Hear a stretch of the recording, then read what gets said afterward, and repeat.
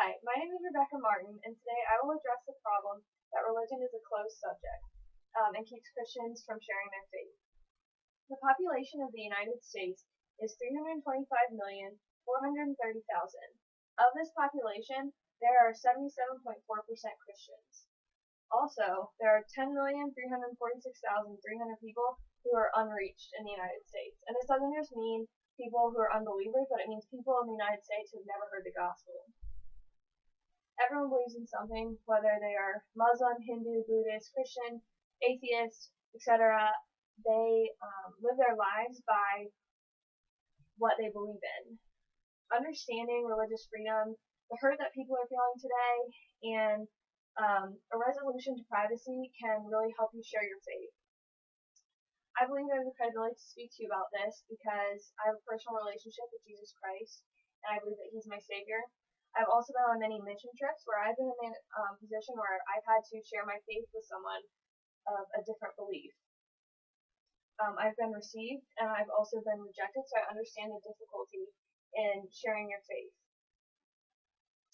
Correctly interpreting the concept of religious freedom, losing our fear of offending others, and clearly recognizing the lost state can be a remedy for addressing religious privacy. I will validate the issue of religious privacy by exploring the religious freedoms that we have in America, the hurt that people are facing because of the sin nature of this world, and a remedy to fix this problem for Christians who are scared to share their faith. Let's dig a little deeper into this. The United States of America has more freedom than almost any country, so why are we so afraid to share our faith? 77.4% of the population in the United States are Christians, 51.3% are Protestant, and 23.9% are Catholic, with less than 1% being Muslim or Buddhist. The American Civil Liberties Union writes that by the First Amendment, we are free to believe and express those beliefs in any way that we want. On to my next point, losing the fear of offending others and sharing our faith is vital to following God's command on our lives. God calls us to be bold and unashamed in our faith. In 2 Corinthians 3:12, it says, "Therefore we have such a hope, so we are very bold."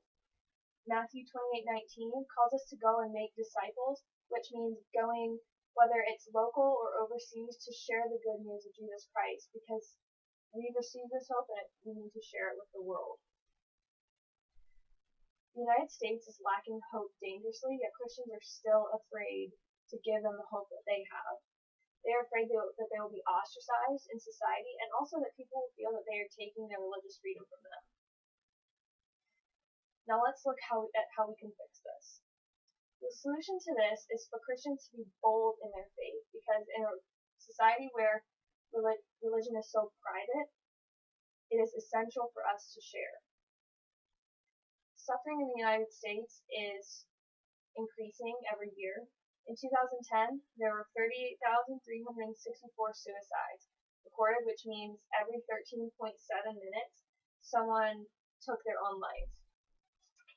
In this chart, you can see that this is the 10 leading causes of death in 2010, and suicide is the greatest of all of these. The gift of salvation is something that is completely undeserved, but it brings redemption to those who have no hope. John 3:16 says, "For God so loved the world that He gave His only Son, that whosoever believes in Him will not perish but have everlasting life." This means that God was willing to give us His Son to further His kingdom, so we have to take that gift and share it with others. Because like I said before, we live in a fallen world where sin and death happens all the time, and people need hope. The best way to share this hope is to make sure that you are not being antagonistic, to present your faith, but not ridicule or rebuke someone else's by doing that.